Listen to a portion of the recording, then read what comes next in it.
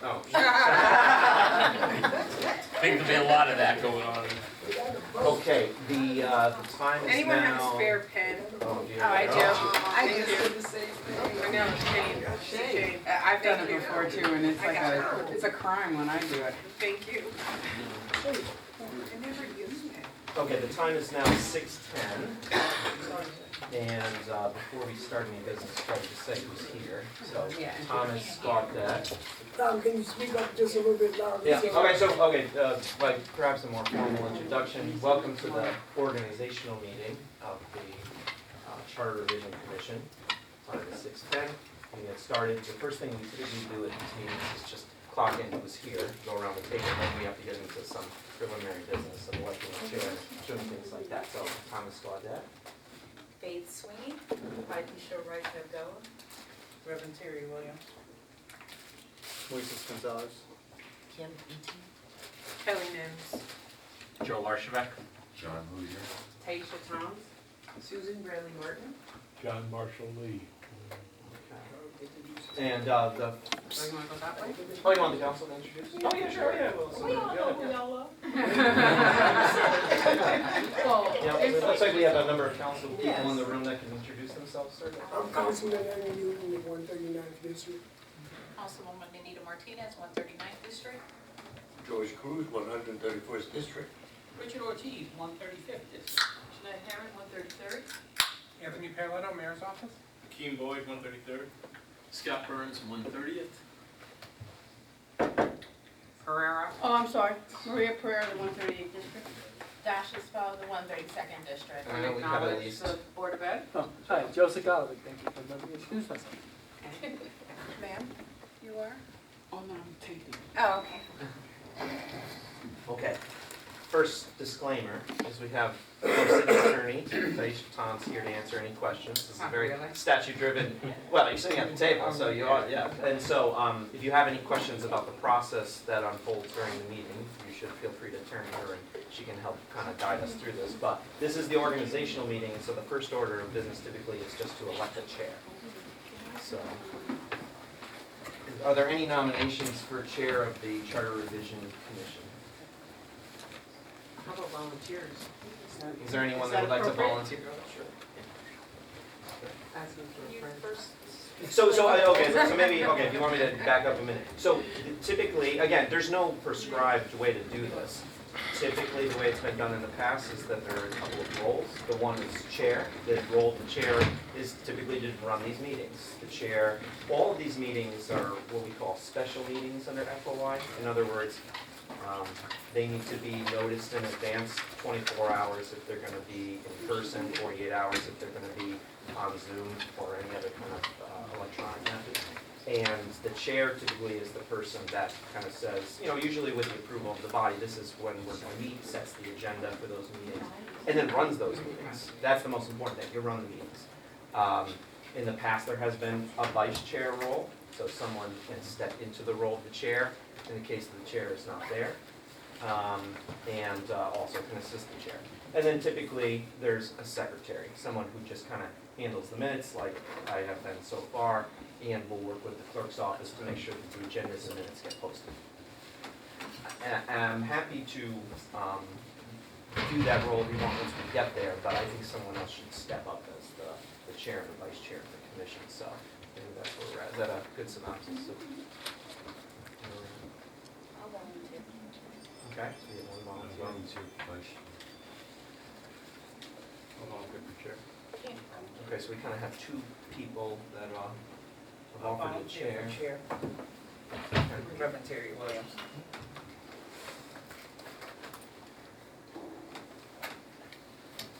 So,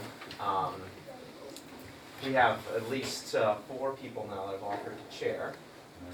Sorry, you're a vice chair. Okay, so let's hold vice chair for a minute. So we have 3 people that have offered to be the chair of the commission. I don't really think we need a second, so I don't know what the best method is for kind of resolving this. I don't know if anyone wants to say anything. About the short Just stick. yeah, I know. Does anyone want to be heard on this matter? So we have 3 people who kind of offered, so. Well, how about introductions or background or something? Yeah, that's Or it. that. Your background. All right, You wanna start? Sure. I am currently a middle school teacher. I've been teaching for 29 years. I serve on several commissions at the state for the Connecticut Education Association, legislative, and I also chair one of the commissions at the state as well, the Racial and Ethnic Diversity Affairs Commission. So I do have some experience with leading meetings. Terry? Good evening, everyone. I am on the board of the commission for the police department, as well as a vice president for the workplace. So my leadership also have a master's in leadership and organizational development. I'm also on several boards within the city. I've worked in this city for numerous years, not only with youth, but also with adults. I'm sorry, we're having difficulty hearing. Is it possible? Because I think it's trying to be recorded as well. I'm currently associate minister at Walter Moore Amy Zion Church, and my leadership extends from the youth to young adults, and also to several committees and ministries within the community. Joe? Joe Archibald. I currently serve on the Fire Commission.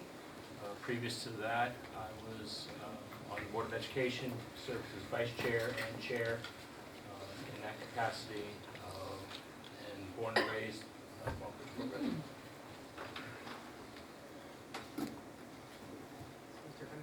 Yeah, I was gonna say, there's really no prescribed method for doing this, and it is a bit awkward, so I'm just gonna point that out. So we do have a, I mean, if all 3 of you wanna do it, perhaps is there any, I mean, you know, we could, does anyone else wanna be heard on the matter before we go to a vote?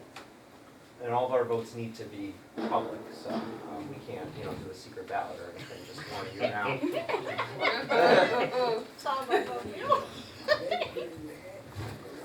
Anyone else wanna be heard on the matter? Anyone else? Second, Yeah, I idea guess, we're just, I guess whatever way this vote goes for the chair, we hold no animosity, we've just chosen the chair, bottom line on that. Okay, so if I don't vote for you, I'm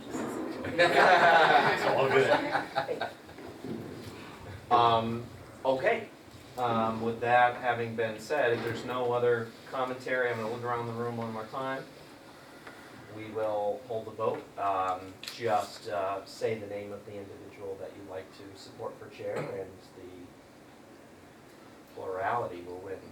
Plurality, right? Okay. Right, okay. Let's go this way. I'm big on John. I was the last person to get onto this committee. I want to be the last person. You can pass. You can pass. You can pass. You can pass. So, by the way, I'm an advocate. I'll go first. You know, I'm sorry. Excuse me. We're moving fast here. As a technical matter, do we need a motion in the second on these people? I would think you need it once you're gonna actually take the vote, right? When you to accept the person?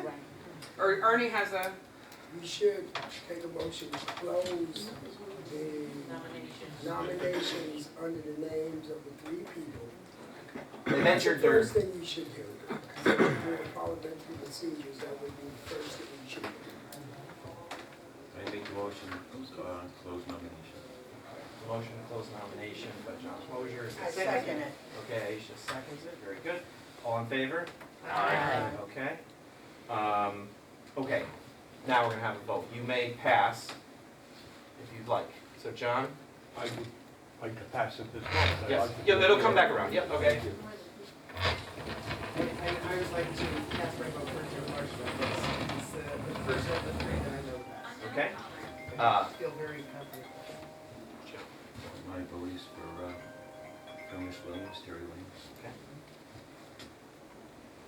Joe? I know me the best. You are allowed to vote for yourself. that would make sense. It would make me a little nervous. Pretty bad. That's it, don't need a pass. Okay. Faith?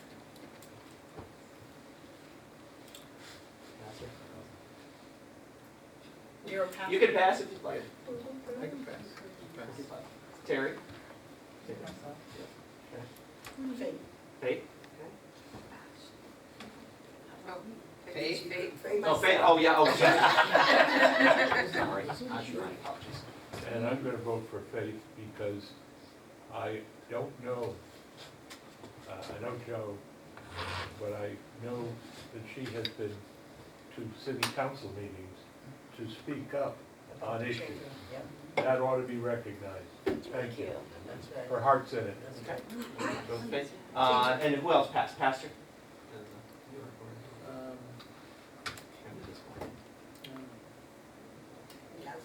It's not gonna, Closest to me, huh? it's not gonna, Terry, okay.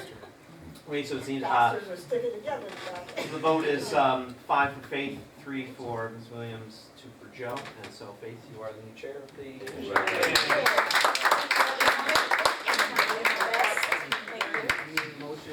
Do I have a Motion to, Well, I think that was the, I think like council president, for instance, their names are placed in nomination, they vote, and then that's it, and they don't vote again on, even if they have multiple candidates.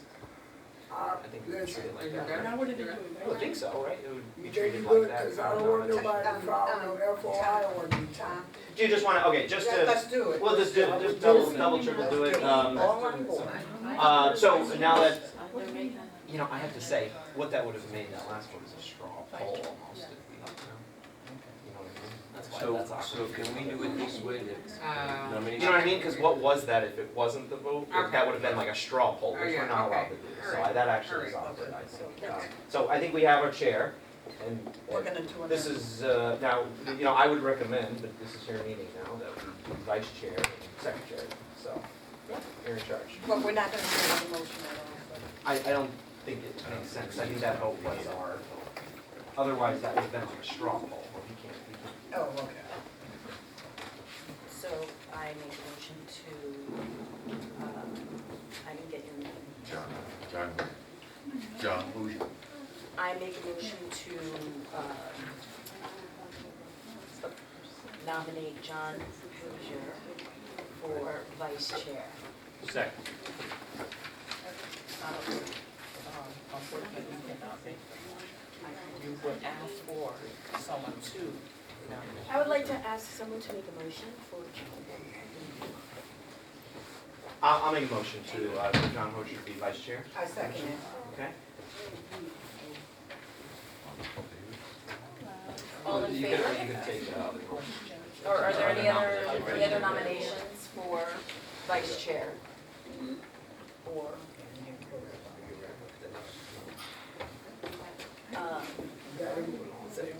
all in favor of voting for John Hozier? All in favor? You have to ask Sorry. questions if there, so what you're going, what the nomination should be is opening the nomination for the vice chair. Are there any nominations for vice chair? And then they nominate. And then you have to, after the nomination, ask if there's any questions, and you ask it 3 times. And then if there's no questions, then you move the vote. Okay, thank you. You're welcome. Would anyone like to nominate John Hozier for this? Yeah, no, that we nominate. Would anybody like to make any nominations for vice chair?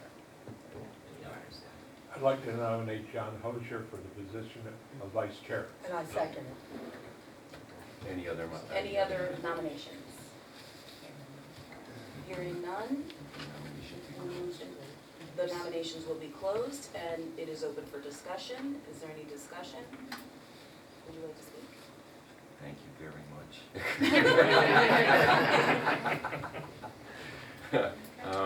Actually, quite honestly, I'm very, very honored to be on this commission. We all are, I'm sure, honored, and it's our responsibility to protect the citizens of the city of Bridgeport and promote them. So thank you. Any other discussion? Okay, I'll call the vote. Would, those in favor, please say aye. Aye. Any objections? And, any abstentions?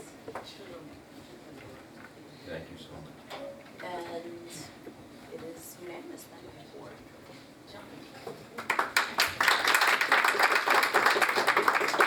You and I are gonna become best friends. Yes, I'll give you my card after this. And I have to brush up on my Robert's rule. It'll come right back to you. Yes, I run a loose, not to allow for more discussion. We got a So- pro right here, don't worry about it. She got And- it. Maybe she should be the parliamentarian. So, the secretary, would anyone like to make a nomination for secretary? I offer to step up, but if someone else wants to take it, I will work with that person. We just need to make sure this person gets all the stuff to the clerk's office and gets posted so that we're good, minutes, agendas, and those types of things. So if someone wants to step into that role, I will work with that person if they want to do it. I'd like to nominate the pastor. If I had known.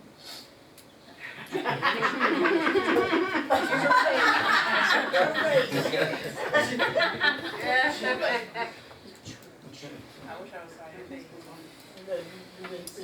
You missed it. Too late. I second it. Okay? I nominate, Are there any other nominations? Any other nominations? no. Okay. Is there any discussion? Would you like to speak to it? There's 2 nominations on the floor. No, there's only. Oh, she nominated Tom. Nominated Tom. Oh, you nominated. No, Tom's already in place. No, No, this is too. No, this is No. for that position. I second that nomination. For Tom? Before I did. That was a good defense.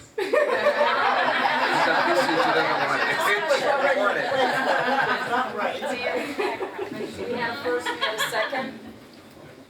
Any, discussion? Would you like to discuss it? No, I'm fine. But, Yeah. wait a minute, I raised my hand Go ahead. to ask a question. go ahead.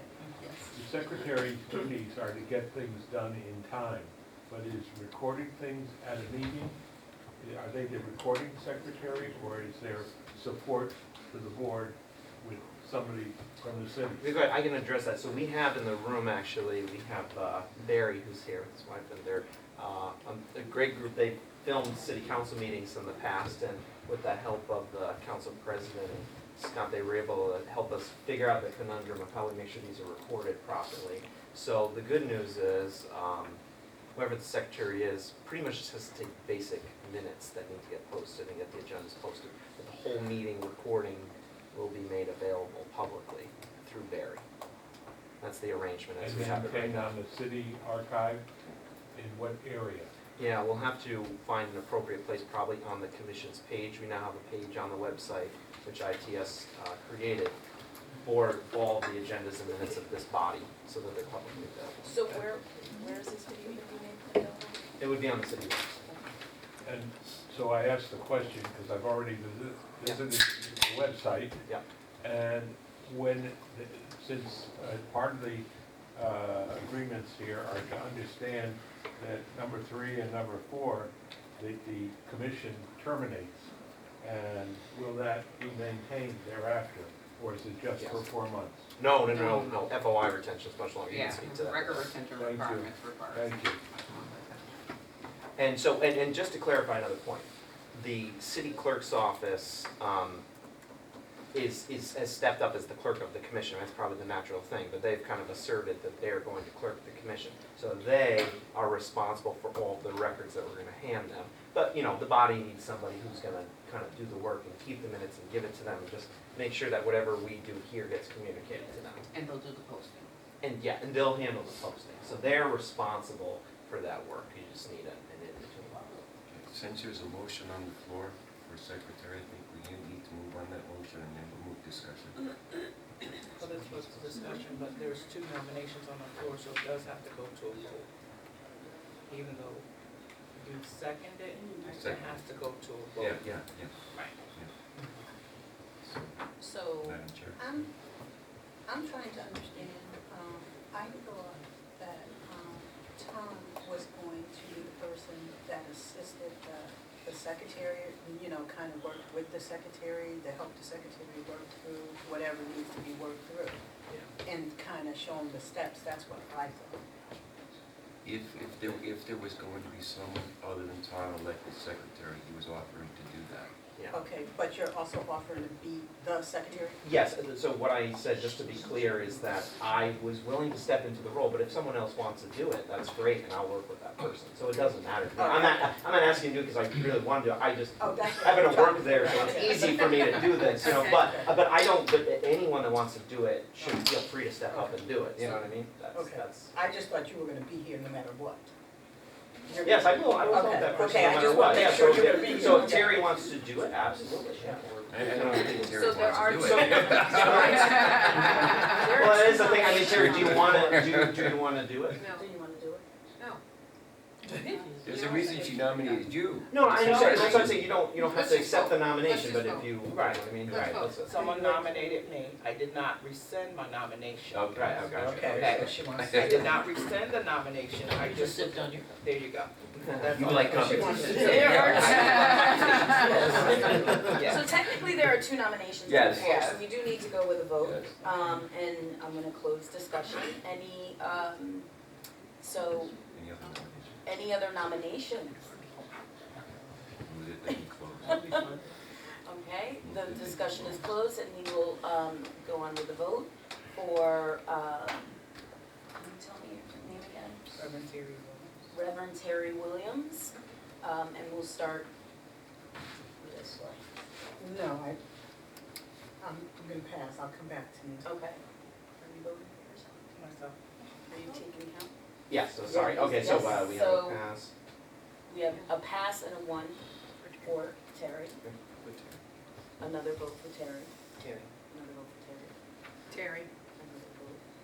Tom? One for Tom. Tom. 2. Tom? 3 for Terry. Tom. And another for Terry. And then one more. And Oh, I'm sorry. wait, you skipped Tom, me. you have to vote. You? What was that? I'm You're right, you're I'm right. gonna vote for Terry. Ah. I'm gonna go with Tom on that, I'm gonna do it too. Terry.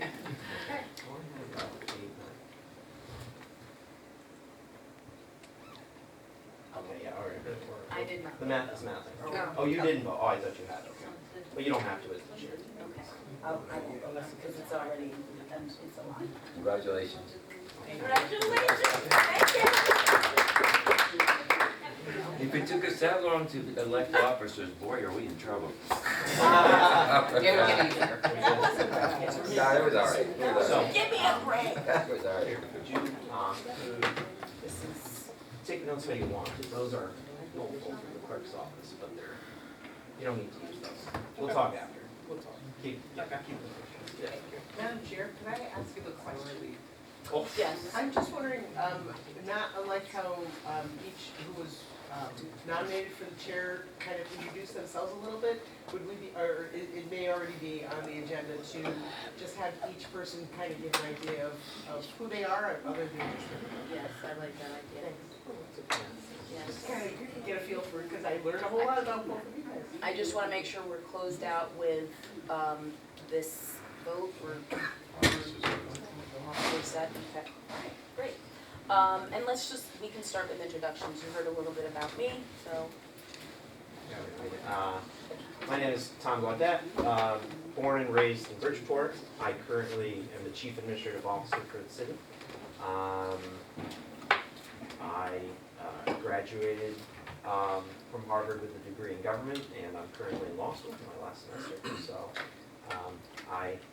the charter is a document that I walk around with in City Hall frequently. So there's a lot of things that are broken about it and messed up, and there's going to be a good opportunity here with you fun people to make some really good changes. My name is John Marshall Lee. I live in Bridgeport, have for 37 years. I was born and went and did my education in New Haven. So you've got two guys who've been to Ivy League sitting next to each other. I owe him a cup of coffee because Harvard beat Yale in some game in some distant past. But my interest in political science has focused on what we're doing right or what we're doing wrong, not for just us today, but for generations. I have written a statement, which I will leave with each of the members, comments on City of Bridgeport, a charter review process. We keep hearing charter revision process. We may decide everything's okay. If that's the case, then revision was the wrong. But we've got to go through a review, and we're all going to be asked to do some work. And I thank the staff for providing not only the current effort at having a council or having a City of Bridgeport charter, which goes back 30-plus years, right? And the one that was here in 2012 that brought clarity to some processes. I'm on the BlackRock NRZ. I am the vice president, believe it or not, of the Greater Bridgeport NAACP, recently elected.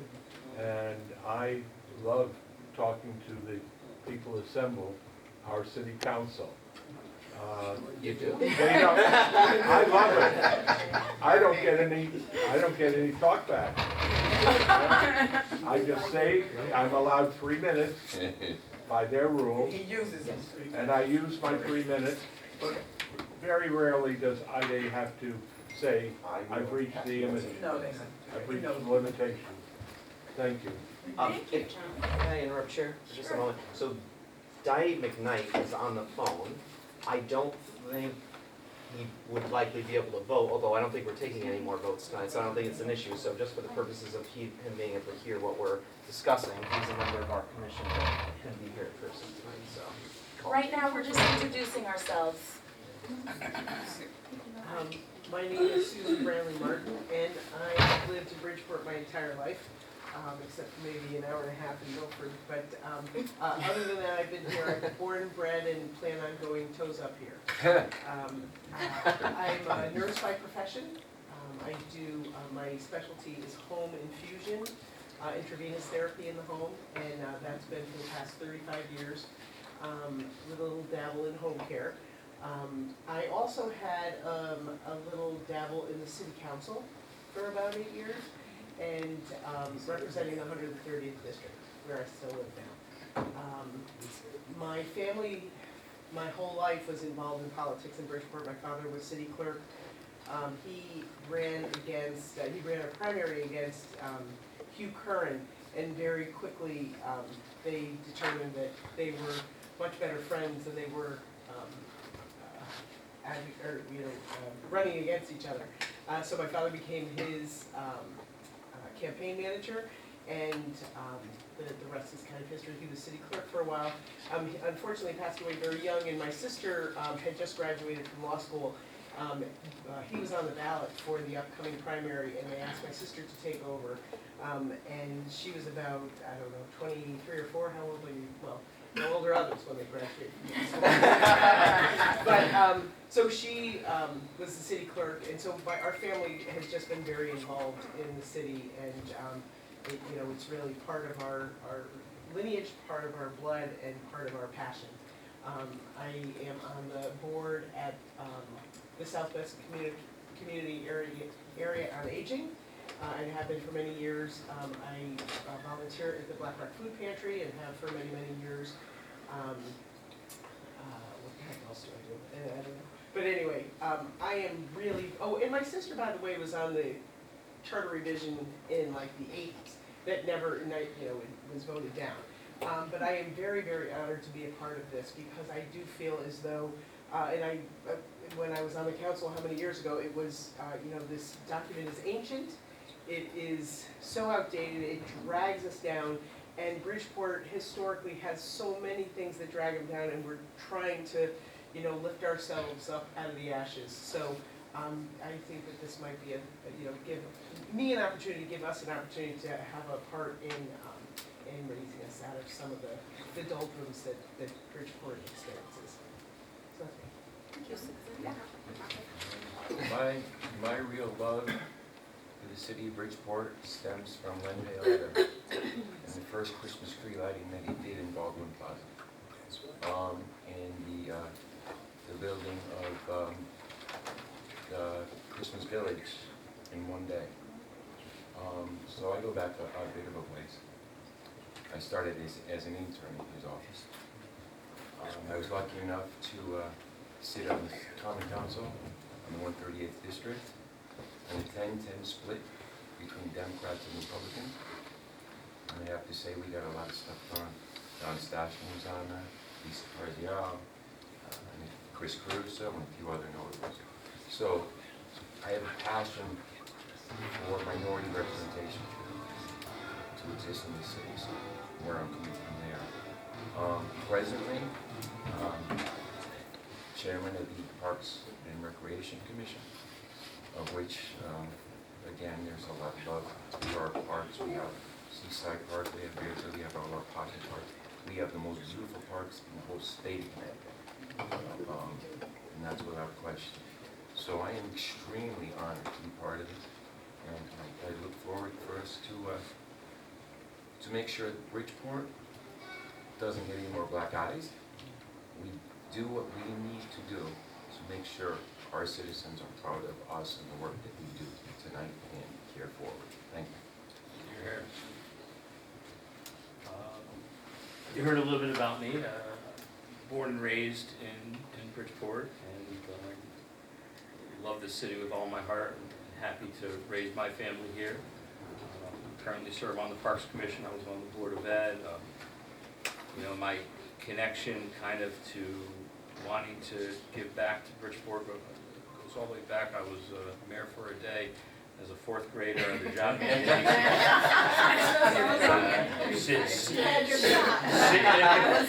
sitting in Mayor Mandanesi's desk, and but you know, I'm here for what's been said, and the reason we're all here is we do have a deep love for Bridgeport, and you know, there are so many things that go on that can give people pause about the city, but you know, I always found that, you know, even when things aren't going right elsewhere, you know, we tend to take things very well here, and you know, even when we don't agree, I find that a lot of times, you know, we can sort of come together and be civil, and I always enjoyed my time talking to people that didn't agree with me as much as I did the ones who do. So for that, I look forward to working with you all, and I think that we can come up with something that, you know, this charter and just reviewing it recently, some things you just have to shake your head at as to how we've come to where we are with this in writing. So I look forward to really kind of diving in and making something that's going to put the city forward.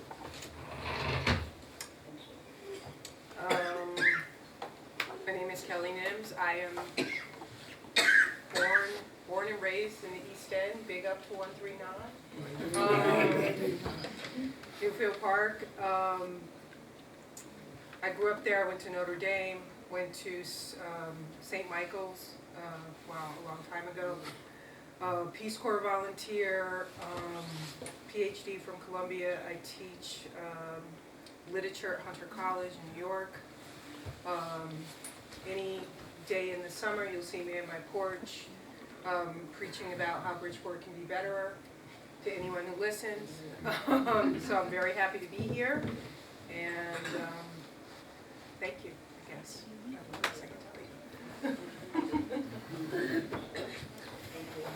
Hi, my name is Kim Eaton. I am a 30-plus year resident of the city of Bridgeport. I was born and raised in Stratford.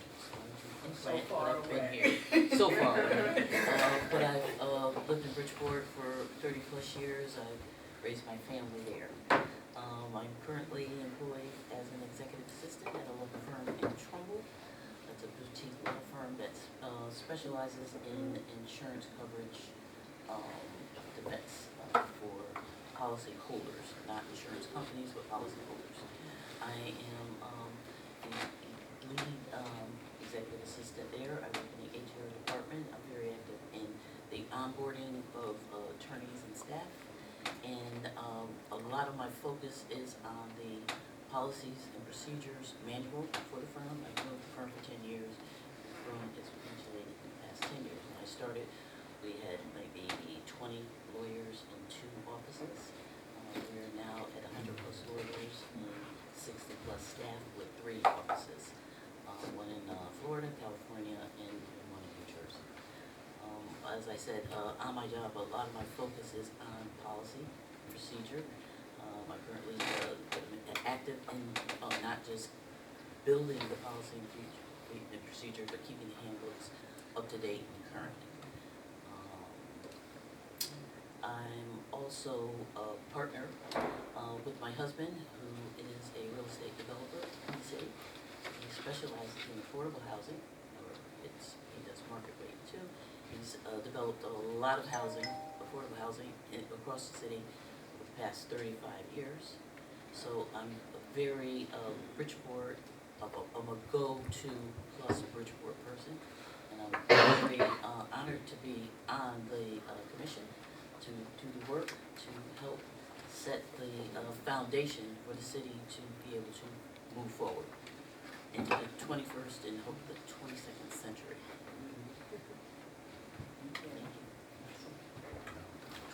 Hi, my name is Pastor Moises Gonzalez. Born and raised in the city, and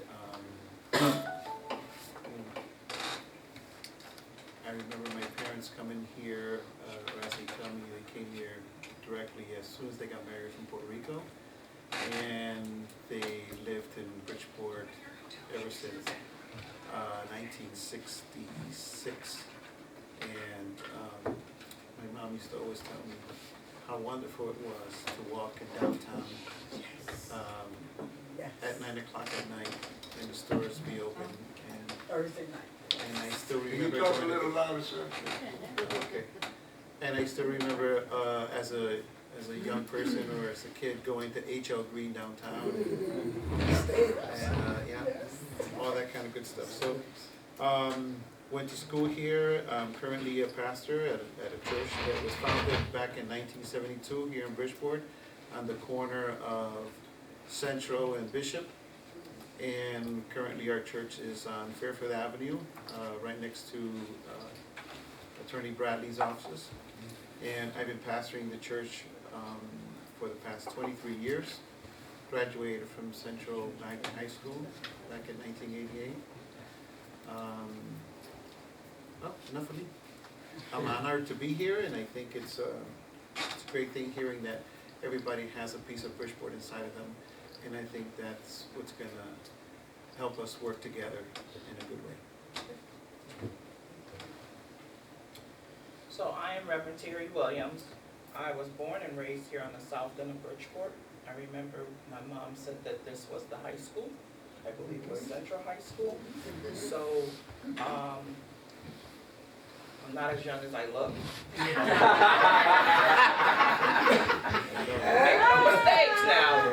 I've been around for a long time. I'm actually working in my second career. I retired from the Department of Corrections in 2017. Took on the second career with the workplace. So I have a 40 plus years in the Department of Corrections. Went through there through the leadership role. Ended up being the parole supervisor. So I managed Bridgeport parole division here in Waterbury and New Haven. So leadership skills has been in my blood. Did not go to school here in Bridgeport. So I do thank the city of Bridgeport for being a product of the busing system. So I was one of the individuals who were bused to Wilton, Connecticut. So my education was done in Wilton, Connecticut through my whole schooling, all the way up to high school. A graduate of the University of Connecticut with a BA in political science and sociology, 2 masters, one from the University of Bridgeport in human resource management and counseling, Ashford University in organizational leadership, I have two, working on my second doctorate. My first one is in organizational leadership from Phoenix University, and working on my second doctorate, soon to be in divinity, from what I am a member of the Walters Memorial African Methodist Episcopal Zion Church, where we have our own colleges and a seminary. So I am and will be graduating in May, because I'm claiming it, with my doctorate from our seminary school in Hood, which is in Southbury, North Carolina. So Hood, the Theological Seminary. So I'll be graduating with that, with a minor in pastoral care. So I'm very passionate about the work that I do in any field that I'm in. I'm really about transformation and restoration, not only for individuals, but for the organizations and the communities that I serve in. So I'm honored to be a part of this commission, and I look forward to working with each and every one of you. Thank you. My name is Aisha Wright Mandela. I was born in Bridgeport Hospital, to say the least. Oh, it's hard to say that. Bridgeport Hospital. I am a graduate of the University of Bridgeport. I have 3 degrees from the University of Bridgeport. I have a paralegal degree and I have a bachelor's in accounting, and I have an executive MBA. And I presently work for the state of Connecticut. I'm an insurance examiner, and we examine the insurance companies to make sure they're doing the right thing. And they don't like us a lot. That's the truth. I don't want to talk about me. I do want to say this. I want to say that if you really want to get to know me, go to Seaside Park, because my whole life I've spent at Seaside Park throwing all my issues out in that water. Did you walk out to the lighthouse? Of course, I've been out there. That's my thing. Seaside Park is my thing. I've been around the world, and I always get anxious when I'm getting on the plane to come home to go to Seaside Park. When I drive to DC, I get anxious to get back here to get to Seaside Park to talk, to have my little talk, okay? But what I really want to talk about is us in this room, all of us. You know, I come to the city council meetings, and, you know, I know Ivy and Mr. Newton. My father lived across the street from him my whole life, you know. And what I see in Bridgeport is that I feel that we can pull it together. And when I go other places and say I'm from Bridgeport, they're like, "You're from Bridgeport." I say, "That's right. That's right. What about it?" And you know what it comes down to after I say that, especially with people around here? All of their grandparents came here. All their parents lived in Bridgeport before they went to Easton, before they went to Westport, before they went to all the places. They was right here in Bridgeport, born and bred, just like the rest of us. And I just want to pray to God, and I want everybody in the room to pray to God, that we can come together and do this in some peace, and not be arguing with one another and going through a whole bunch of trouble like that. Because we want to show the whole state, we want to show this whole country that Bridgeport, we can pull it together. Because most of us older people in here, I don't want to say no names, but we remember, we remember Bridgeport. Like you said, your parents, I tell my daughter all the time, she's 24, you know, downtown Bridgeport on Thursday night, that was the place to be. You know, because we had all the factories here, there was money in this town, everybody came here because this town had money. You know what I mean? And I just would like us to, you know, try to get over ourselves, including me. I'm a trigger. But try to get over ourselves and get this done, and get it done in a nice fashion and respectable to each other, and without it all being in the newspaper. Everything about us is in the newspaper. Can we close the doors and be in this room, and let's do this? You know, and let this committee get with the council, we all kind of like pull this together and do it in a nice fashion, because that's who we really are. We're Bridgeportians. And I'm telling you, I've been in other countries, and I met people from Bridgeport. They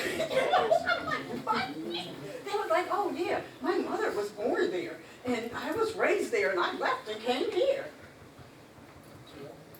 So that's my prayer. I've been praying for this. And when Tom called me, I said, "I've been doing my yoga and praying, so let's see if it works." And I think we all need to really commit to this.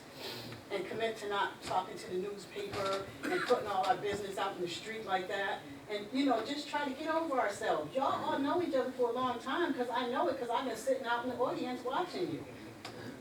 Come on now, we can do this. You know, and that's why I signed up to get on this committee, because I feel like we could do this. That's what I have to say. God willing, we can do this. We can. I agree. Thank you. You're welcome. Thanks everybody for your introductions. I gave you a little bit. Oh, yes, you. Sorry, that's my brother. Go ahead, please share a little bit about yourself. Can you say your name, please? Yes, my name is Daeed Muhammad Nate. I was born in Bridgeport. I lived back and forth between Brooklyn, New York, and Bridgeport, Connecticut. I've never been into politics, but I've always been into people. And as a young person, I was always amazed at what I saw growing up in the 70s. I saw all these social service programs pick up the mantle of what the Panthers and the Young Lords had done in creating the free breakfast program, the bookmobile where they would bring books to underserved communities, the mobile health clinics. I saw these social service agencies pick up the mantle for things that were done by people who are grassroots organizations that really care about people. So like I said, I've never been into politics, but I've always been about people. Personally, I'm an assistant imam at my masjid at Aziz Islamic Center. I hold a master's degree in education, concentration, and development curriculums. I've been going in business for the past 15 years, facilitating reentry for people returning to the community. And in my other job, working in the capacity of the equity department as a reentry coordinator for people who are just as impacted to enroll them into Houston County Community College. We pay for them to be able to attend school or also attend workforce development certification courses and provide them with supportive services. So my only intention for being a part of this is, like a few of you had said, I think because of there haven't been any revisions or developments done on the charter, I think a lot of it we may find antiquated and it's probably interfering with progress and development for the community. So I'm interested in and excited about being a part of that with you all and learning from you all as well. The last thing I would say is that my grandmother told me when I was a young man, we lived in Father Panic Village. She said when she came from Sugar Hill, from Harlem, to move to Bridgeport, she said they used to call Bridgeport Sweetport. She said because you can quit a job at 9 o'clock in the morning and have another one by 1 o'clock. That's right. That's true. That's true. That's true. So I'm hoping that maybe one day we can get out of being Sourport and get back to Sweetport and let the sweetness reside in everybody's heart. So I'm just excited to be a part of this and look forward to meeting you all in person. Thank you. Okay, anyone else that needs to introduce themselves? I just want to make a point of order, if this is appropriate, and just acknowledge the city council for putting together such an interesting, smart group of Bridgeport residents. I'm so impressed.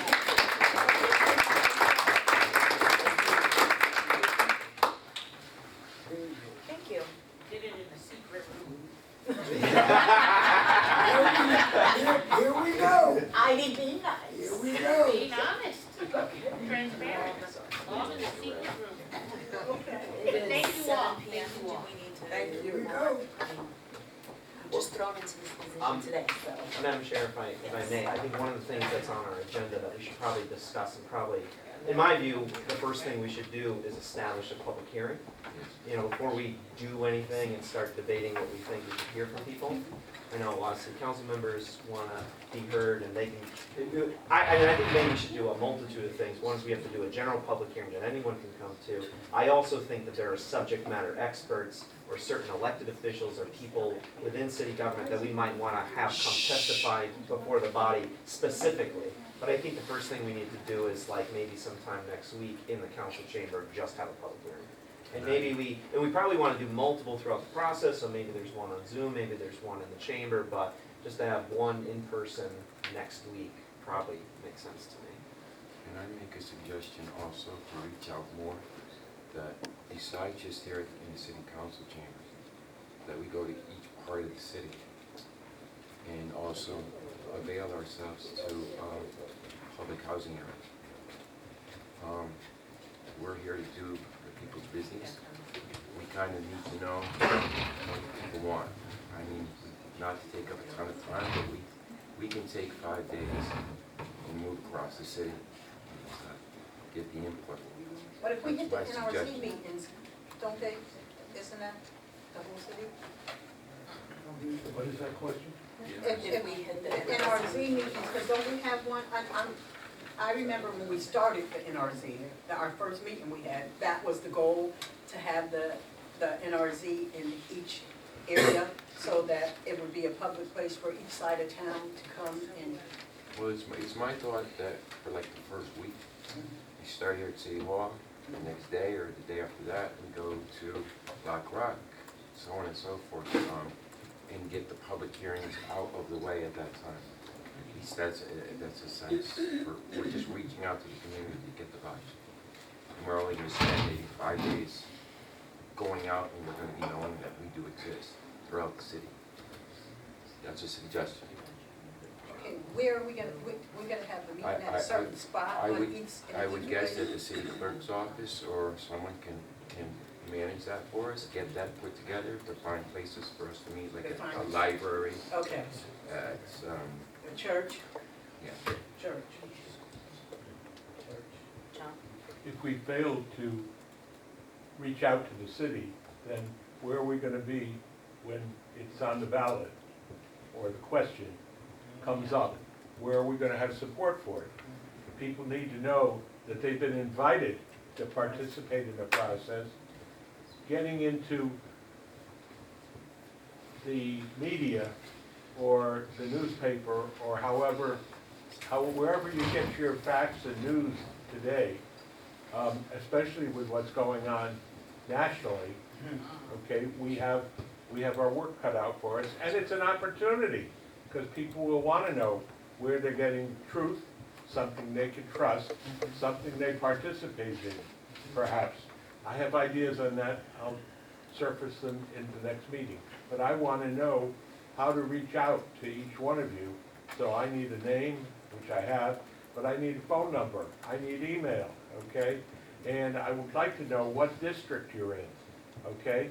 There are several people, I've been told, from my district, the district I live in, and we have a resilient councilman standing up throughout all of this. God bless you, Scott. But I want to make sure that we're touching base in districts that have low voting turnout, which tells us something about ourselves. It's like every 2 or 4 years, or 3 years, people get a chance to vote, and they're registered, 70,000 of them. But 44,000 are in one place, 20,000 are unaffiliated, they don't even get the right to primary, they trust everybody else, and 4,500 are recognized under the system that we have now as needing to be balanced. So I'm looking for us to acknowledge, to understand that, and work to support a change which has more people using their vote. That's their voice. We need to hear all the voices. Councilman Brown? Yeah, thank you, Chair. I just want to add one place where we're looking to solicit information. We have this Ask the Council page, which is on the splash page of the city website. We're gonna modify that to say, what are your thoughts on charter revision? So people can post that anonymously or with a name, however. But that's gonna be another method by which we'll try to obtain feedback from our public. Just wanna share that. Couple things. One is, John, to your point about getting around information for the commission, I can help with that. I think we've partially compiled a list with the phone numbers and emails, as long as everyone at the table is okay with me sharing that. Well, your addresses and party affiliations are public, but your personal, information, we can send around to everybody in a group email. On John's suggestion, John, I think we should be as accessible as possible and give everyone every opportunity to be heard. I think your proposal is a bit aggressive, just from experience with the city council public hearings. This man to my left sometimes is the only speaker at the mic on super important issues of ordinances, the city budget, you name it. And so, I mean, I think we should test the waters. I think we should, get it out, tell everybody, put it on Facebook, like, really get out there. I do think it's less about geography, although I think that's cool. I mean, these meetings don't have to happen here. This was just kind of an easy place to start, but we could go to the North End Library, Black Rock to the East End, to whatever. We can borrow schools and libraries, so that's a cool idea to move it around, because the public is allowed to attend any of our meetings, but I don't know that scheduling sequential public hearings all over town, I think you're gonna end up with, 2 to 3 people at each place, and it's gonna be a massive inefficiency. And knowing how difficult it was to get everyone at this table to be available for, we chose a Friday night because of how tough everyone's schedule is, I just think that's That's a great alternative for us to go from, we don't have to stay here till we can go to Black Rock, we can go to Newfield, we can go all over the city of Bridgeport, at least, and that's a great alternative. So as we have our business meeting, would we be able to also have maybe a Q&A portion of it or not? If they're, for people that attend. The city attorney could weigh in on this. She's literally an FOI expert, but I mean. You're gonna throw me the FOI questions I have no idea on. I'm not sure. I think that we should probably research the issue and then get back to you. I don't wanna give you the wrong information. Thank you. In my 2 cents on that issue is just that I think we should have certain people come testify before the body. I mean, there's some issues with like the city and town clerks, the sheriff's had an idea. There's certain council members that maybe we should come. So more than just, of course, any member of the public can come to our public hearings and speak, but I think we should have some of them come testify on specific issues. On second thought, let me just answer with what I do have in my head, which is that there's no rules in FOI about public speaking. It is not a right to speak at any public meeting. It is a privilege, and so I think you all control that. As far as how you're gonna engage with the public, I think it's up for you to make that decision. I don't think that there's gonna be any law that says that you can't have people engage in the conversation. The way we do it on the park commission is that, is there anybody that wants to speak? We don't say anything back to them. They'll tell us what they think, all right? 3 minutes. Like the city council does that. Yeah, exactly. That's exactly what the Thank you city very much. council does. We can open that up. I think that's our prerogative. If we are gonna go from place to place with our meetings, we can open it up to that idea. Is there any comment from, so technically we're doing a public hearing, or all the way to city, but to go to Tom's point, we're not, we can have 3 people, we can have 10 people. Yes, I think, Oh, no, go ahead. No, I was just gonna ask to back up the trolley a little and see if we could talk about what our timeline is like how much time are we talking about here? And I wanna kind of get a sense of that. And I kind of wanted to piggyback on just what she's saying about the timeline, and I wanted to ask, what is our structure? I mean, how are we really approaching this? I just heard we're gonna move all around the city, but how are we really approaching this? And this charter, the old charter and the almost charter, I'm just gonna call it the almost charter. Now, we have these 2 documents. I just went through something with the union, we were changing things. So are we gonna go through these documents, publicly? Are we gonna go through these documents at a table? How are we approaching this? And I think because I heard someone say that we have like 4 months or something, and when you're doing something to change documents, it's been my experience that you have to have an approach. Because this gets heavy after a while, and not so much about making changes, but it just gets heavy. Everybody has to we gotta kind of move as a team, and it's hard to move as a team, you know, even when you agree. Yes, so, one of the ways that I have done this in the past, on a commission is that we divide this is written to chapters, but we divide that up and everybody is part, like, so say we are doing chapters 1 through 4, somebody else is doing chapters and, you know, consecutive chapters. So that's a way that we could do it. And then we report back to the group and vote on any revisions that are brought up. You're not gonna be able to. So what are we doing? That's my. Well, I have a. Well, I have a question. whatever the chapters we decide on, I think grouping them in dividing the group up. I was gonna say something, but I think council really wants to. Yeah, let me say this, and our council president probably should be saying this. The council has some ideas on some things we want you to look at. So you're not going in here blind. That's what I'm trying to say. There's some things that we will suggest to you, ask you to look at it. So I don't think it was our intent to take people to look through the whole charter. That's not what we want you to do. What we was hoping is that people would come up with ideas on some changes that we think we need to make, let you look at it, to give you a starting point. Because if I asked anybody in there, have you read the charter, you'd be like, no. Now, I just want to make one more point. 90% of the people in the city of Bridgeport probably don't even know what a charter is. They don't. The key to get them to come out is to have some things that you're looking at, saying that these are some of the items we're looking at doing. So that when you go out there, because people don't know nothing about the charter. So they ain't gonna come to you and say, I need X, Y, and Z done, when they don't even know what a charter is. So we're gonna give you some ideas that the council thinks on how to improve the city council. I'm just using that for a topic. So you'll have it on how to strengthen and how to improve the work that we have to do as elected body. And some other things we're going to show you and give you also for you to take a look at to see if you want to work on those. When is that gonna be available?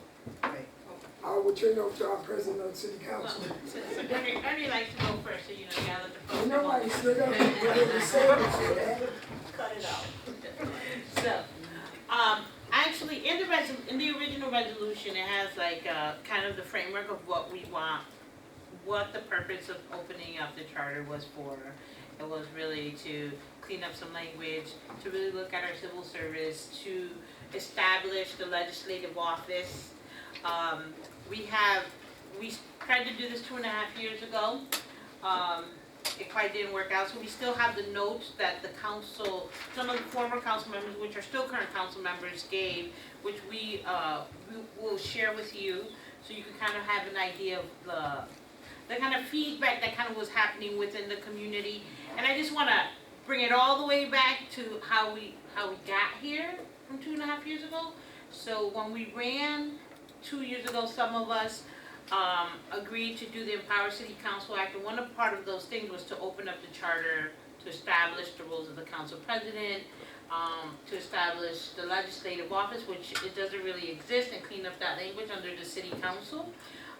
There are many ideas that have been floated around, but most importantly, I think as a municipality, one of the things that the whole council agrees on is our civil service section, which really has been is costly to the city, in the sense of its language has been when we have, you know, labor issues or anything that has really been costing the city, and as legislators, we believe that that's an important part of moving our city forward. And then, you know, there's syntax errors, gender language, and just acknowledging some of that stuff that we really need to change, that even the way operationally departments work.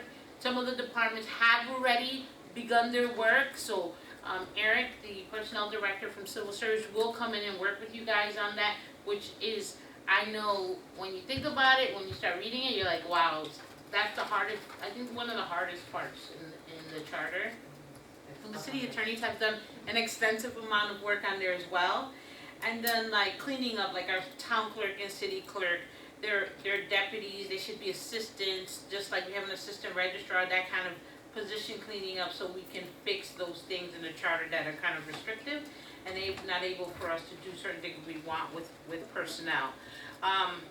The other idea that's been tossed around, because this is a short time and this is something that Steve, Mr. Mednick will go over with you when he's able to meet with you, is that he pitched to us like we could do this for 4 months, finish by June 16th, this product has to be to the council, so it's kind of a mad dash. That way I don't want you to think that you have to go through every single page. You're welcome to do it if that's what you want to do.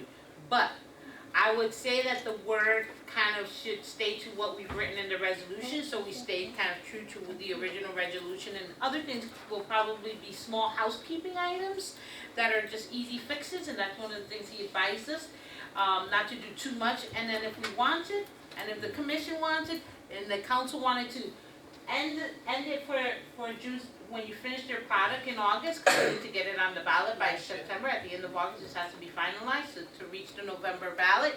Once it's finalized, that if we wanted to recommission the commission to do a more extensive, to be at the next November ballot. So that would be another conversation down the road that the council would have to have if they want to reconvene the commission and do a more extensive language changes in other parts of the charter. So that is where we really are. And if you read the resolution, it's a little vague. The language is a little vague, the original resolution, but we do have some stuff that we can email. And the reason most of the council's here, so they can meet you and greet you and know who you are. So I thank you all for your honesty and your transparency and willingness to do this.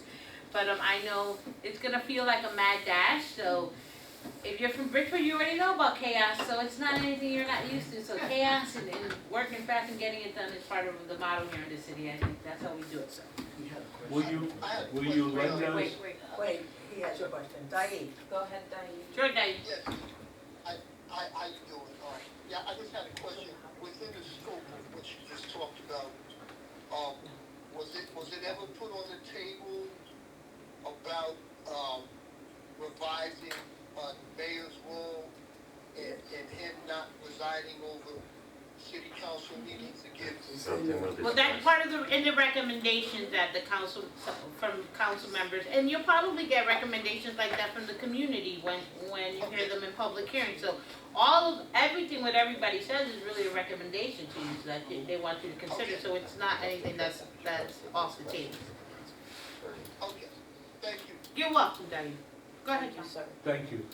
Would you lend this group your hourglass that you keep track of how long, because we may adopt our own rules within the council, within this commission for speaking, for limiting it, and so that we can listen to all the ideas that are here.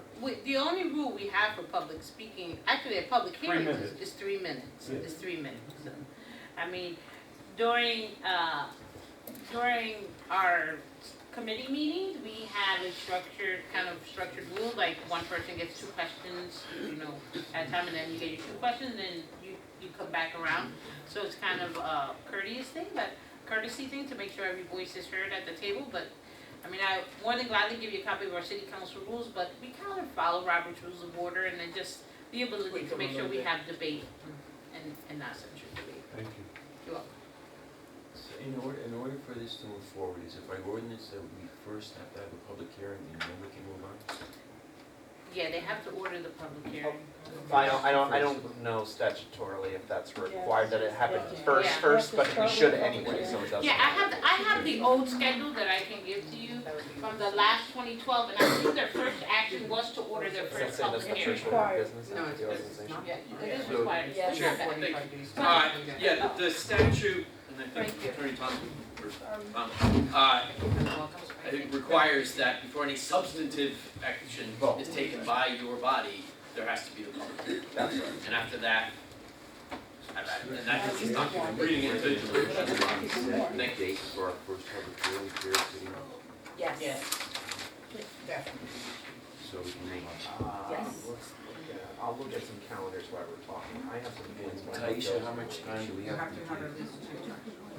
Only two? I think Joe. Well, I was gonna say with Johnson, I think we should schedule something in the city council chambers so the city council representatives have a chance to address the things they'd like us to look at and then make that our first public hearing. And how much time do we have to give? From say we decide today we're gonna have, when does it have to be the first instance we can actually have a public hearing? So it looks like you have to have at least two public hearings. The first one has to be before the beginning of any substantive work, and then the second one is after the draft report is provided to the appointing authority, so that would be the council. But for FOI purposes, we put out to the city clerk's office that we're gonna have a public hearing, we have to give so many days. So FOI is just 24 hours notice for a meeting. But, But for community outreach, Yeah, there's not Still an FOI, there's not an FOI for one community.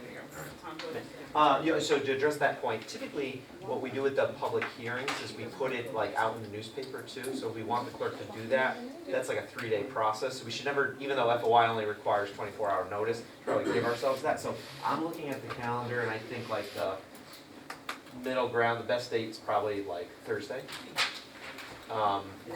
Next Thursday, the 6th, kind of gives us enough time to get through the week as much notice as possible, but Friday's like a no-no usually.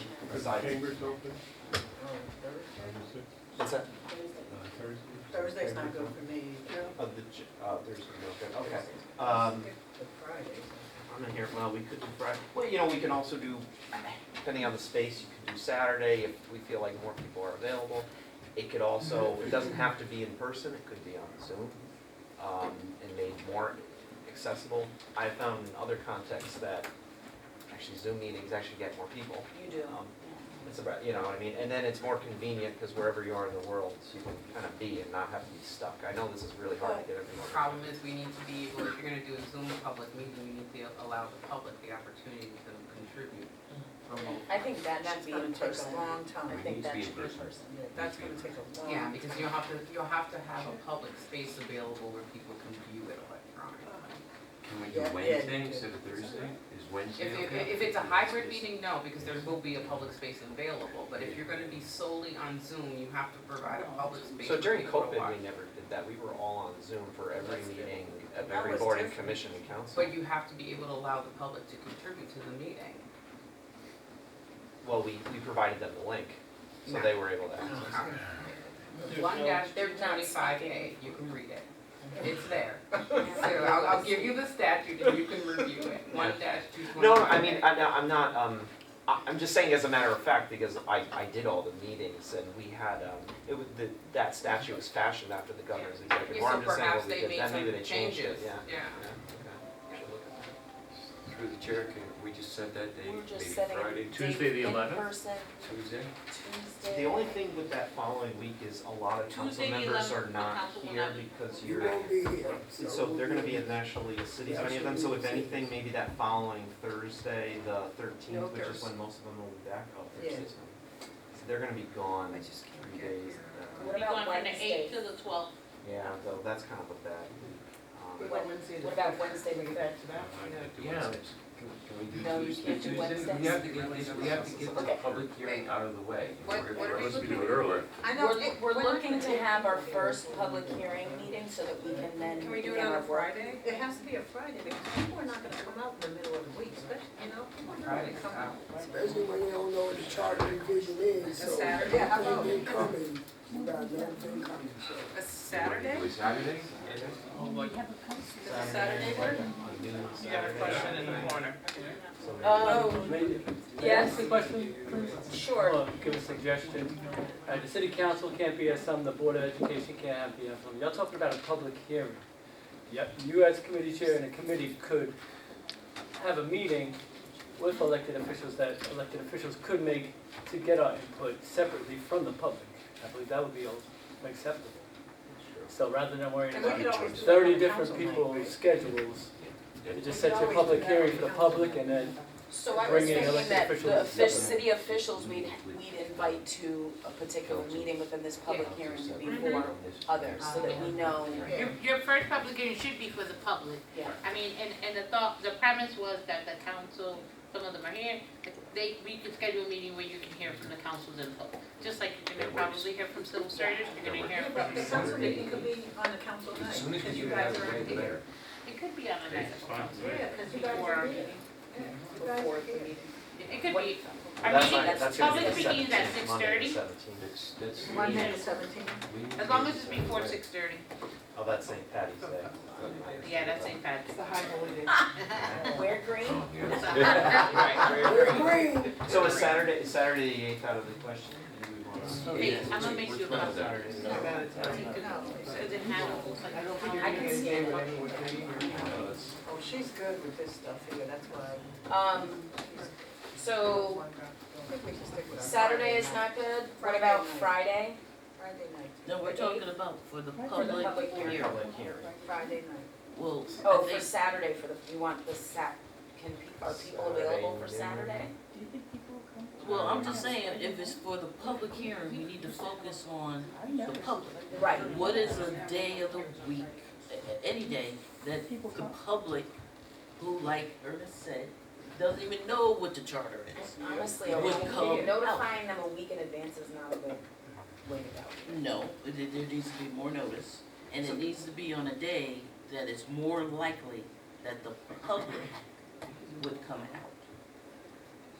Go ahead. Chair, if I may, Yes. perhaps then, hearing what everyone's saying, and the fact that everyone probably wants to read through the charter, and I'm trying to read through the 2012 revisions that I gave you a copy of, and it's really hard to read because all the changes are in footnotes and scratch outs, so it's a disaster to read.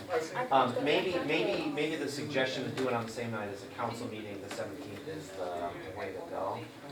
You know, do it early The 17th. before celebrations. They're gonna come in half late, but that's okay. 5:30 to 7, would that be the? Well, I think you just have to set a start time and it ends when it ends. If we have that many people come speak, I'd be And impressed. if it is on the city council night, what, somebody had said what time to do it, hold 5:30? 5:30. What- Is that acceptable through the chair? Is that acceptable? I can't come on Monday, ever. No Mondays or Thursdays? But we have a video. I can be remote, I just can't be in person. Well, I they won't just get set here in up time. Okay. And we'll record it so that everyone can Yeah, hear so it. then you can see. So, you know. Can the this is- majority of us Yeah, my attend? class is over at 5:15 Yeah, you can't make it. and 68th Street. No. Nah. Can the majority of us make it on the 17th of March? Yeah. On this thing?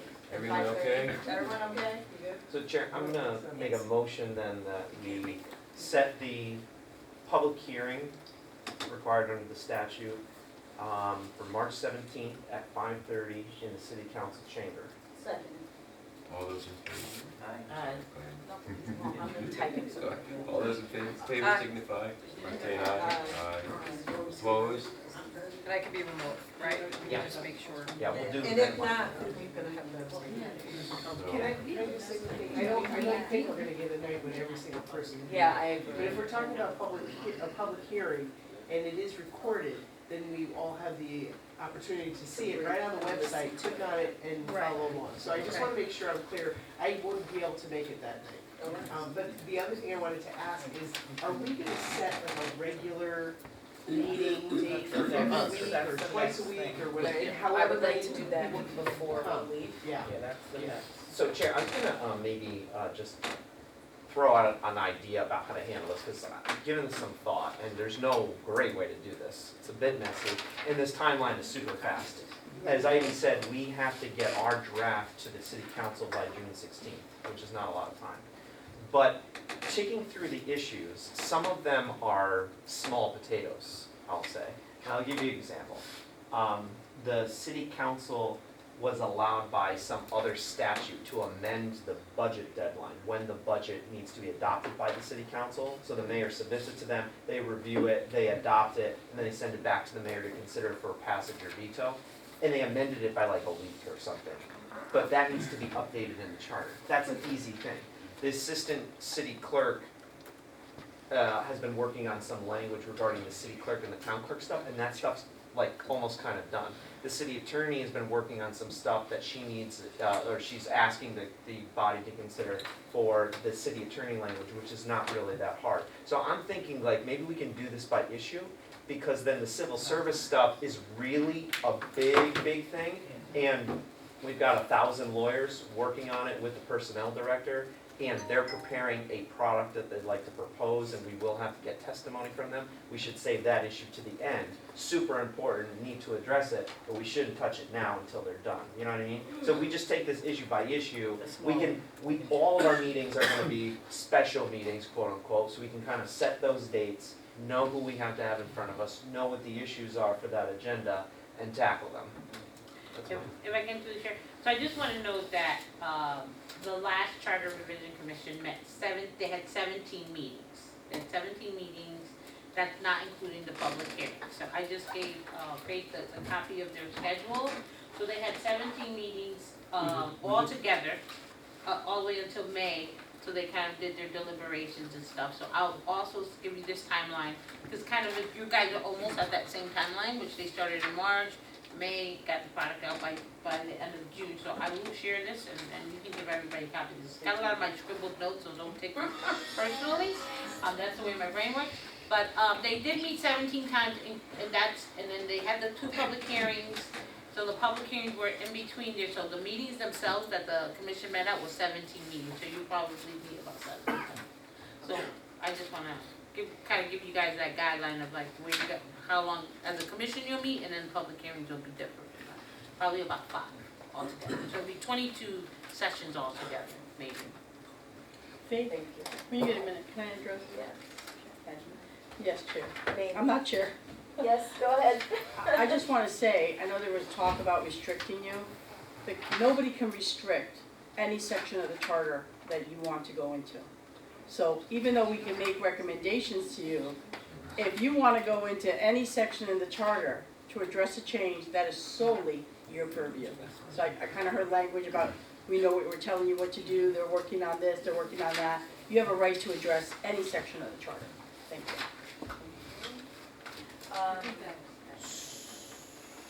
So We have March 17th. Right. That's our first. Right. 5:30 here at City Hall. And I think it is important to hear from the, I don't like to use the term stakeholders, but I'm thinking of those right now, but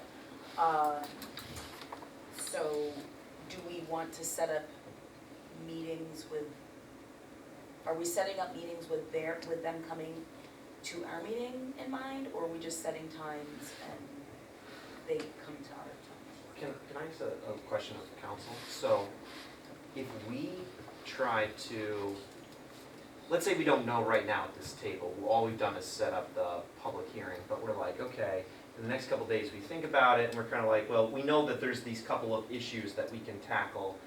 Can we correspond via email among the group for the purposes of just setting the date of the meeting only? No substance whatsoever, just, I can make this date, I can't make this date. It's dangerous because Yeah. it always gets into such Yeah. a Yeah. spot. Yeah. If you can keep it strictly to scheduling, yeah, you can do that. In order for us to have No, a I wouldn't quorum do that. to conduct any business, Yeah. we need 7 people present. Am I right? Yeah, you need more than that. Yeah. So like, so one of the things, okay, and then my other legal question I But meant, Chair, then I'm you would sorry. have to vote. The other, I don't know if you've given any more thought to our colloquy yesterday about what the agenda needs to say so that it is specific enough to comply with FOI, but does not constrict the commission to the, just of one particular item or section of the charter. So is it your view that we could say, charter revision, more like, it would sound better than that, but basically say like, proposed amendments to the charter revision or discussion of charter revision as the agenda item, set a date and then show up, and then we can tick some of these off and people can throw things out. I certainly will have, I think, easy potato stuff to throw out that we can consider, but is that an acceptable? Why not just set a schedule where you know what you're gonna talk about at each Correct. meeting? So you say, okay, at this meeting, we're gonna cover these chapters, or we're gonna cover these issues, at this meeting, here's what we're gonna cover. I don't know that you can come up with a catch-all that would be safe. I think somebody will always challenge if you go off topic and start discussing something that they didn't have the ability to participate in because it wasn't properly noticed on an agenda. I don't know how you avoid that. I think you have to show the language first and see if that makes sense to all of you, but I just don't see how you do that. We, as council, in our beginning of the year, the city clerk sends us all the dates. We don't know what the substance of the thing, it just says city council meetings. We have our agenda of whatever, a week, 2 weeks earlier. So I'm not understanding why you can't just pick your dates and then put the substance when you have to make that note. So what you're talking about is setting your dates for the year, and that's regular meetings. So a date, the schedule of regular meetings have to be established before January 31st of every year. You have to establish your meeting schedule. We don't have time to do a meeting schedule, so we're not gonna have any regular meetings. These will all be special meetings. So they just need to have 24 hours notice, and then you need to provide an agenda. And if you're gonna do hybrid or electronic, you gotta do 48 hours.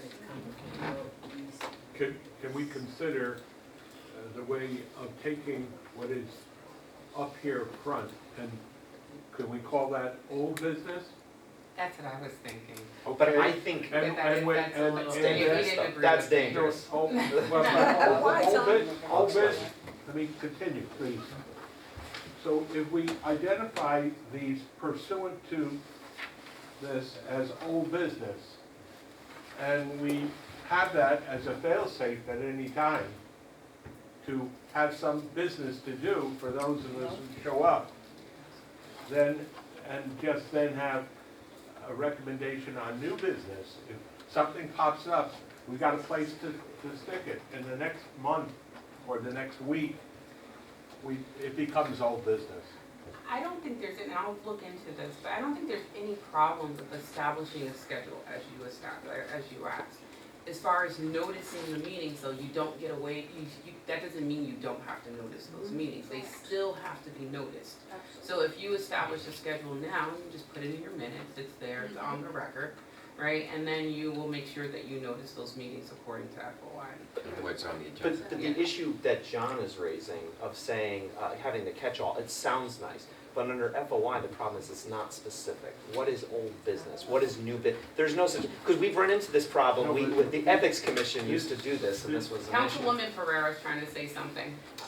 So let me just say, you can have an old business category and a new business, but under old business, you will have to say what properly apprise the point of an agenda is that you're notifying the public of what you're gonna discuss, and let's say, oh, they're gonna do the Parks Board. I'm very interested in the Parks Board, therefore I want to come. You just can't put old business and new business and cover everything. I think part of the concern though is if you're in a meeting and something comes up that's relative to something you talked about previously, can you address it at that meeting?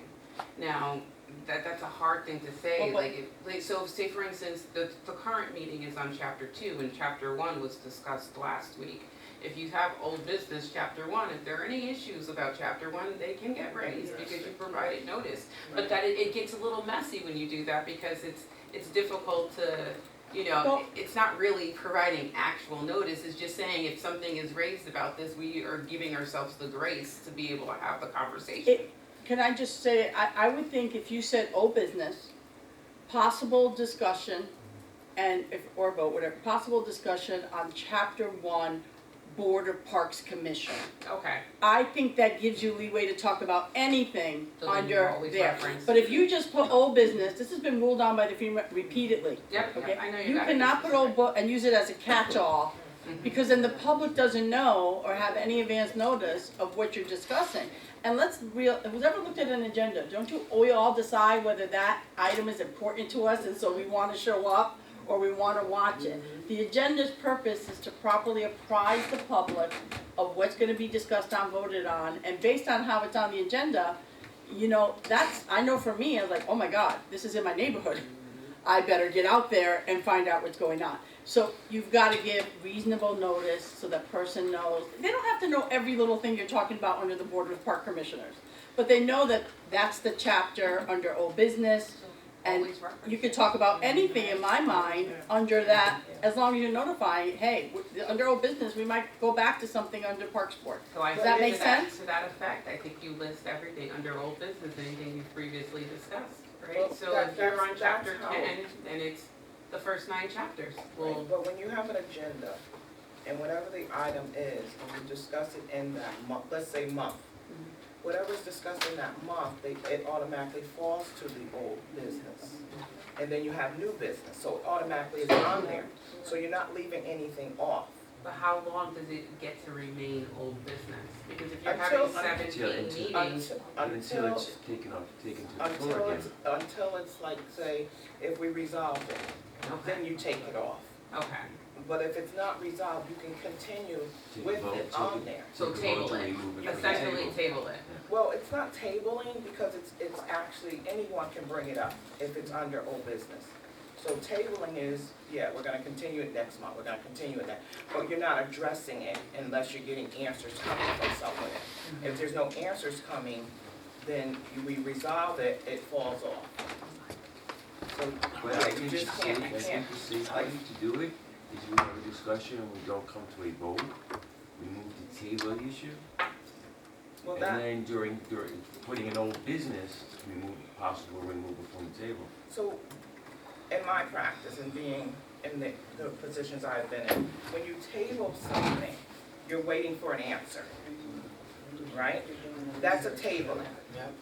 Okay, but when you're putting it if we're addressing it right now, and we say, so for instance, if our meeting, what we were supposed to be addressing today,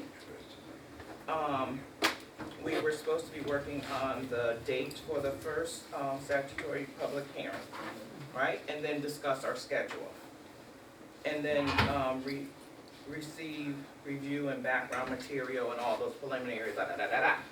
So then those things can fall under old business, right?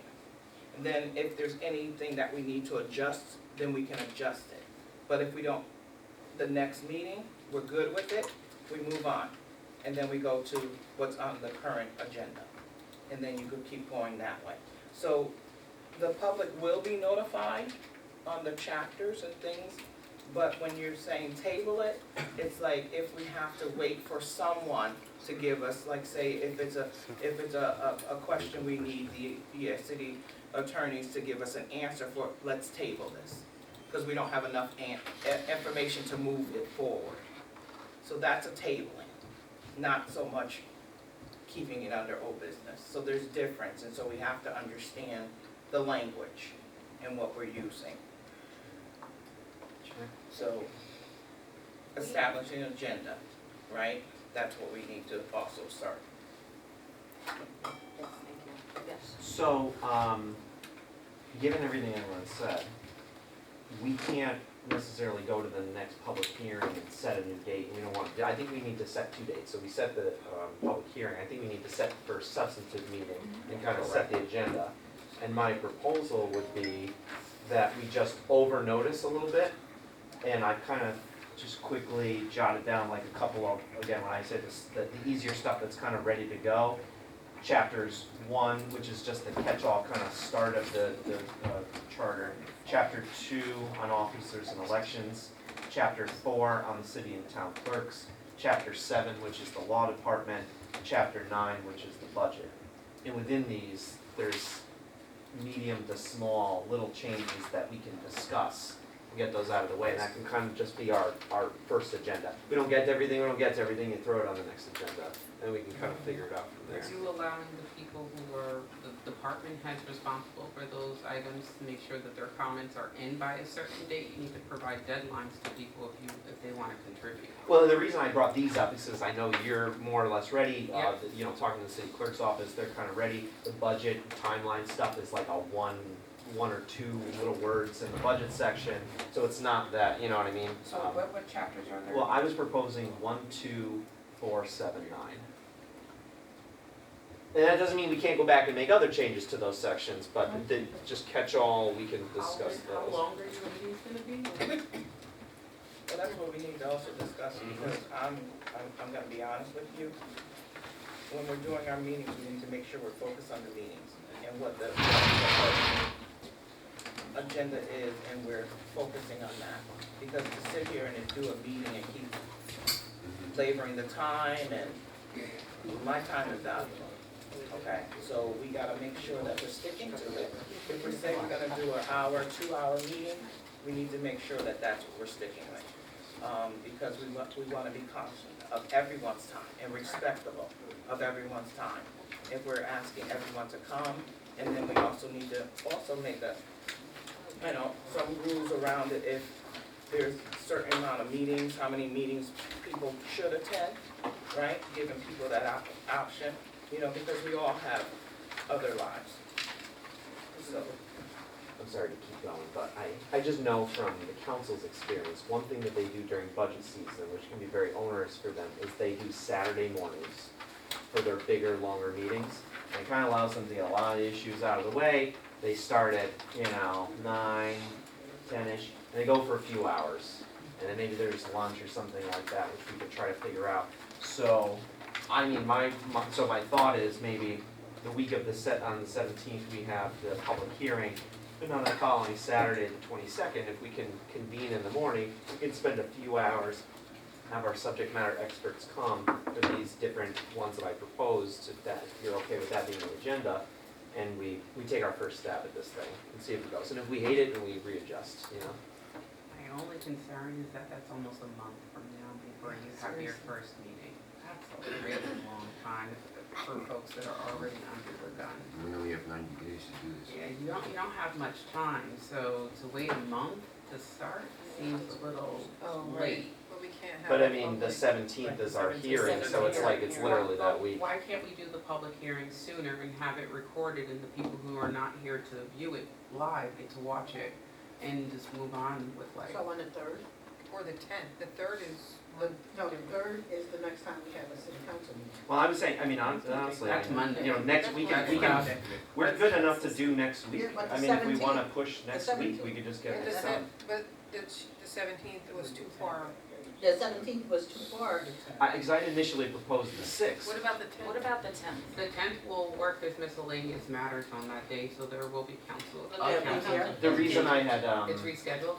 Yeah, so we're not here. Oh, okay. That's why the 3rd is the oh, next. the council's not here. The 3rd is. And like, The I, council doesn't have to be, forget the council, forget the council. Remember, this is The council does not have to be here for your public hearing, it's for the public. Right. Forget You know us. what, I guess if we're gonna move to the 10th, we have to rescind our original. Okay, we'll put it Did in. you vote on it? Yes, we did. So we need to, So We're we have gonna to move it to the rescind, 10th? I make a motion that we change, How long was that? Excuse me, completing that until we Okay. So if it changes again, you don't have to do that again. Let's just get out the dates and then you vote them all. I suggest you do your public hearing within your 7-day window for the public, because then that way we can do a massive outreach with our social media and the city social media and the council website. Council members can push it out, as well as use the charter, and we can have Danielle do something like first, have on Monday, announce it again, do a presser, do a press release, that's the first thing, and we get a big thing put on News 12, the radio stations, and get everybody out there to do it. So can we do it on the 10th? Yep. And then That's a week from Monday. and then meet in person on the 15th? works for me. The 15th is a Saturday? Yeah, for the first, so we're gonna do the 10th and the 15th. yeah, the 10th is gonna be the public Parks? At 5:30? Yeah. Well, then, I'll rescind my prior, make a motion to rescind the prior action of the body, establishing the charter revision public hearing on the 17th, and then, well, let's start with the rescission, right? So rescind. I second. So March Is anybody in favor of changing, rescinding the March 17th date? Any objection? Any abstentions? Okay, so the motion is passed. All right, so try this again. So make a motion now to set the first public hearing of Charter Review Commission for March the 10th at It doesn't have to be 5:30 because they're not meeting on the 10th. Right, so it could be 6 if you want. Okay. Let's do 6. 6 p.m. in the council chamber at 45 Lion Terrace, Okay, in person. okay. Do we need a second? Second. I second. I third.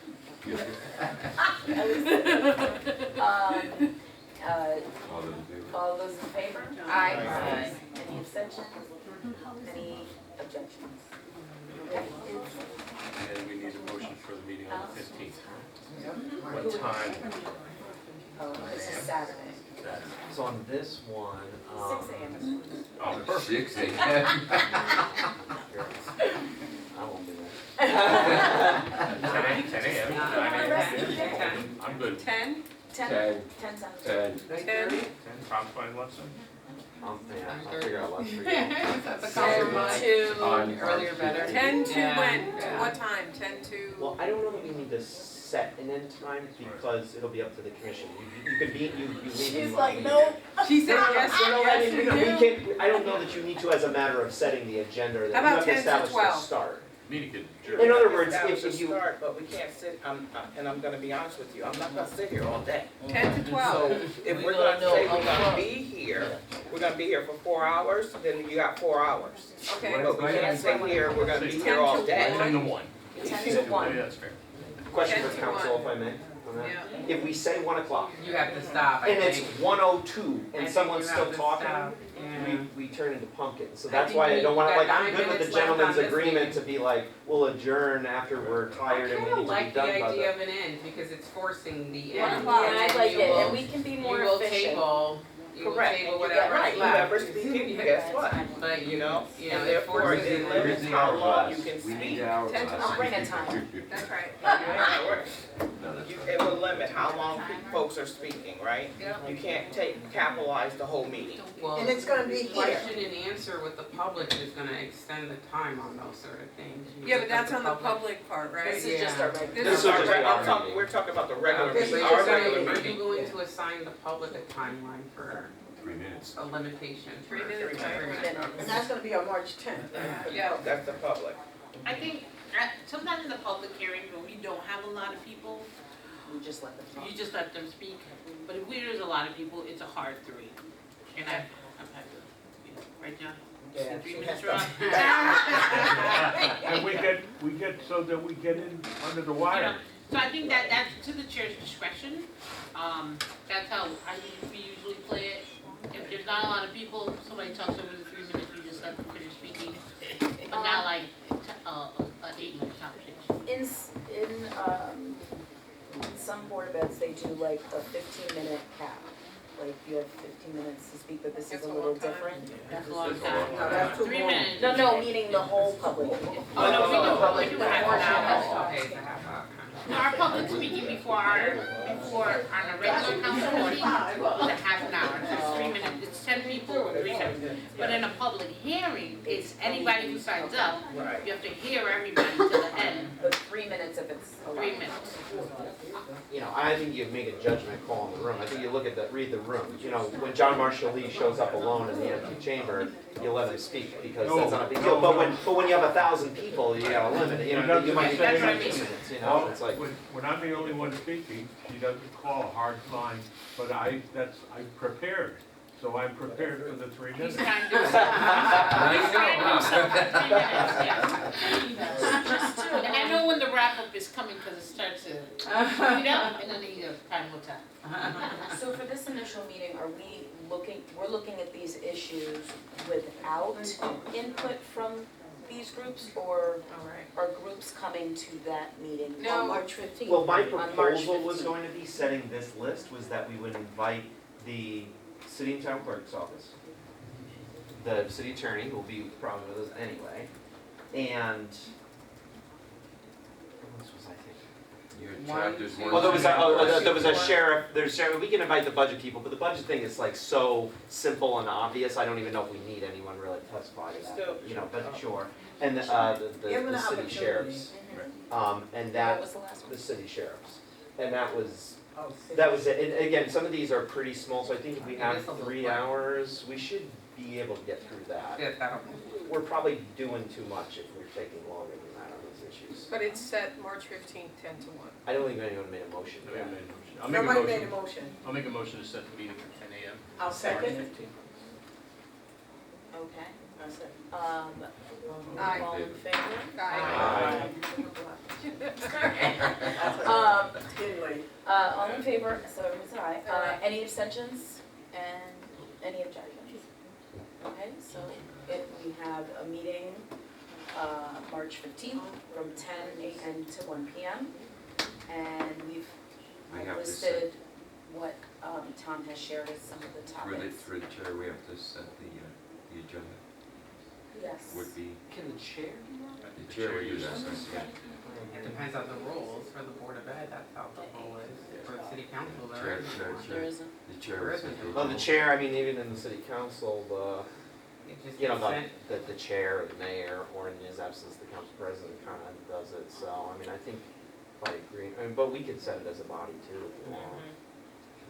Well, let's do that first. We'll see how it goes. So okay, maybe I'll just make a motion that we set the agenda as discussion. Is that possible action? How about you agree to allow the chair to establish the agenda? Yeah. Okay. So then she will handle it, because they don't, I've never seen council or anybody vote on their agenda ever. No, you don't put it to motion. Oh, we'll talk, yeah, yeah. So, That's so, easy. so ultimately, we have to make sure that the notification and the agenda is sent to the commissioners in a timely manner. It has to be by the city clerk anyway, so definitely. I have another unrelated question. Is there going to be coffee? By 10 I will- o'clock, I wrote that for you. Just one thing about the city clerk, she is a stickler for the Yeah, rules. for So rules. she is very tight on her schedule, so when it's not 1:30, 1:59, it's gotta be 1:29, 59, and then she gets on the phone and says, I need it late. So she's very meticulous, so know that she will call, question, make sure the notes are right, so, Tom has had That's her job. a wrath of the Francis, I've experienced the wrath of That's the her Francis job. when something is wrong. I like her. So I just wanna say that she's a very I like good, her. she's a very good assistant clerk. I like her. So, she will work with you and she will guide you, because she has been, I do wanna say she has been to the charter, so she's also been a person, if you have questions, you can ask her, and she's been, she's been here for 20 years. She's like, Same fun. I just know. don't play her. And, Okay, it is 2 minutes left. Yep. How many minutes? You said that, you said that. I said 10. I'm like, that's not So, established a public hearing, we've got this first meeting, and some items, and then we'll talk about the agenda, and we'll make sure we get the minutes posted. And then, we have some stuff we gotta do with Barry, make sure the stuff is posted on the city website. And then, we'll make sure that, I only got invited to the party because I just paid for breakfast and lunch, so they didn't invite me for my drink. Okay, but we'll make sure it's coffee. That's you've been good. using your brains. So I think, yes, I think we're good, right? I don't drink Um, coffee. Thank you, sir. I don't drink coffee. I don't either. Tea, they drink tea. I don't drink coffee. This group's a lot, I take back what I said before. We're seeing, we are I think they want red wine in the document. Do they want? But I gotta have a. Oh, You know I what? got Show up that, with where I just can't, I can't function. Yeah, that would be very. I just can't And function. just for housekeeping, and I will extend the legislative office, if you guys ever wanna use the legislative office, if a space is not available, you can always use, we have a long table, we have TV screen, and so you can use that. Thank you. And, for housekeeping, we have a private office here in the caucus room that we have coffee and water and hot chocolate and snacks sometimes, also in the legislative office, we have that as well. Oh, that's interesting. When you made your motion, we didn't set a location. We just set a date and a time. Okay, that's true. That's So right. should we do 45, 999 for that meeting? On the Saturday? Because we can use the conference room downstairs with tables, which will be more spread out. This is a bit, Yeah, this is. this is a bit cozy. That's where I need room. So, how can we set in the notation as 999? It is accessible, so what we would do is we'd have to keep the front door propped open. They'll be open. Per Councilwoman Pereira's comment, we will make sure the door is open. Or we'll leave my phone number, everybody can call me, I'll run down and open the door. I'll help you. On a Saturday? I'll help you. Yeah. And, On my own. Okay, so wait, So where are we meeting? so 999 Broad Street, which is the other city hall building, So that's for. right on Broad Street, and it'll be on the weekend, so parking should be. 999 Front doors are all Broad locked. Street. Or do we need to make a motion for that? Right next to the library, across the hall. Oh, I know where that is. Sure, if we want to be formal about it, motion to, Margaret Morris. motion to set 999 Broad Street as the location for that meeting. All in favor? Aye. Any opposed? And any abstentions? Okay. Who made the motion? It is, Who seconded? Tom, yes. Oh, I know where that is. It is 8:01, and I don't want to keep anybody waiting. Does anybody want to make a motion to adjourn? So moved. Okay, so first, second. Thanks, everybody.